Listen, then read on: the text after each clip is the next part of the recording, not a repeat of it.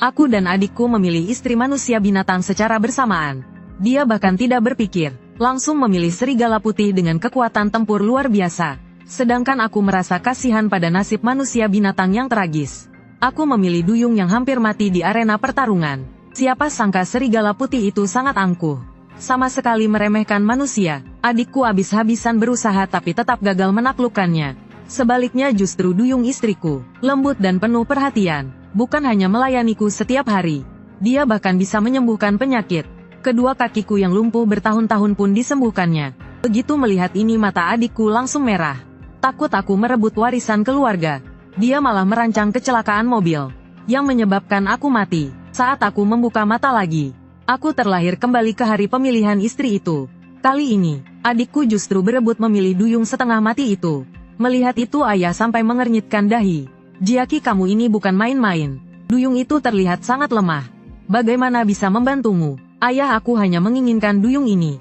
Tolong dengarkan aku kali ini saja. Melihat reaksi Majiaki seperti ini, dan tatapannya yang panas ke arah Ruxue, aku berani bertaruh. Dia juga terlahir kembali. Aku dan Majiaki adalah saudara kandung. Awalnya akulah penerus yang paling diharapkan ayah. Namun saat usiaku 12 tahun, musuh datang mencari balas dendam. Aku dan ibuku diculik. Aku kehilangan fungsi kedua kaki demi lolos dari sarang iblis. Namun ibuku tidak seberuntung itu. Dia tewas di tangan musuh. Ayah dan ibu sangat saling mencintai. Ayah tidak mau menghadapi kenyataan bahwa ibu telah meninggal. Dia menyalahkanku karena tidak melindungi ibu dengan baik. Ditambah lagi keluarga Ma turun-temurun bergerak di bisnis persenjataan. Paling menghargai kekuatan tempur keturunan. Meski aku punya bakat, aku malah menjadi orang cacat yang hanya bisa duduk di kursi roda. Sama sekali tidak pantas ditampilkan. Akhirnya ayah pun menyerah padaku, dan beralih membesarkan adikku Majiaki. Bertahun-tahun telah berlalu, aku sudah terbiasa dengan keberpihakan ayah padanya. Sekarang Majiaki hanya perlu bersikap manja sedikit. Ayah pun tak berdaya selain mengiyakan. Majiaki begitu senang bukan main. Dia mengangkat papan lelang. Petugas segera datang menghampiri. Setelah menerima uang, mereka langsung melepas rantai besi di tubuh Ruxue, dan dengan hormat membawanya turun. Saat ini Ruxue tampak begitu menyedihkan. Tak peduli tubuhnya penuh luka, dia langsung berlutut dan bersujud dalam kepada Majiaki. Tuan muda, namaku Ruxue. Terima kasih telah menyelamatkanku. Mulai sekarang aku pasti akan melayanimu dengan baik. Baik. Majiaki benar-benar dimanjakan sampai lupa diri. Dia langsung membantu Ruxue berdiri, dan memeluknya ke dalam pelukan. Cantik kecil, mulai sekarang kamu harus banyak membantuku. Aku sepenuhnya mengandalkanmu. Melihat pemandangan ini, aku tak bisa menahan senyum dingin. Adikku yang bodoh, duyung beracun ini, silakan kamu rawat sebagai harta karunmu. Kelembutan dan kepatuhannya hanyalah sandiwara. Sedangkan aku menunjuk ke arena pertarungan. Tubuhnya berlumuran darah, namun masih berdiri tegak serigala putih bernama Luosi. Aku memilih serigala putih ini. Bangsa serigala memiliki 5 indera paling tajam. Baru saja aku selesai bicara, tatapan dingin dan angkuhnya langsung menyapu ke arahku. Matanya dipenuhi kebencian. Itu adalah ketidakrelaan. Begitu Majiaki mendengar pilihanku, dia tertawa mengejek tanpa menutupinya. Kakakku yang baik, siapa yang tidak tahu bangsa serigala paling sombong dan sulit dijinakkan? Hanya denganmu yang duduk di kursi roda, bagaimana mungkin dia mau mendukungmu? Wajah ayah mengeras. Rautnya jelas menunjukkan ketidaksetujuan. Aku meletakkan kedua tangan di atas lutut. Benar, aku cacat. Aku adalah sampah keluarga Ma yang bisa diinjak siapa saja. Namun takdir memang seperti ini. Bukan berarti aku akan pasrah tanpa melawan. Entah mengapa, aku merasa Luosi bisa mengubah keadaanku. Aku yakin bisa mendapatkan kepercayaannya, dan membuatnya berguna bagiku. Lalu perlahan merebut kembali semua yang menjadi milikku. Ayah, maukah memberi aku satu kesempatan lagi? Aku janji punya cara menjinakkan serigala putih. Sejak ibu meninggal, hubunganku dengan ayah semakin menjauh. Selama bertahun-tahun ini, aku menerima tatapan meremehkan di keluarga Ma. Namun aku tidak pernah mengeluh, juga tidak pernah merendahkan diri pada ayah. Hari ini adalah pertama kalinya aku memohon padanya. Mungkin rasa bersalah di hatinya membuat ayah goyah. Dia menatapku beberapa detik, akhirnya dia mengangguk. Setelah kembali ke rumah besar keluarga Ma, Majiaki bahkan tidak makan malam di rumah utama. Dengan tergesa-gesa menyeret Ruxue ke villa pribadinya. Tidak lama kemudian, aku mendengar jeritan kesakitan Majiaki dari villa pribadinya. Lalu segera, para pelayan membawa berbagai perlengkapan penghenti darah dan penyelamat nyawa. Hilir mudik masuk keluar dari villanya. Kepala pelayan Xiao panik hingga berkeringat deras. Berlari melapor pada ayah yang masih makan. Tuan besar, keadaan gawat. Tuan muda Jiaki nekat menyakiti diri sendiri. Perutnya sampai tertusuk parah. Apa? Ayah menghantam meja dan langsung berdiri.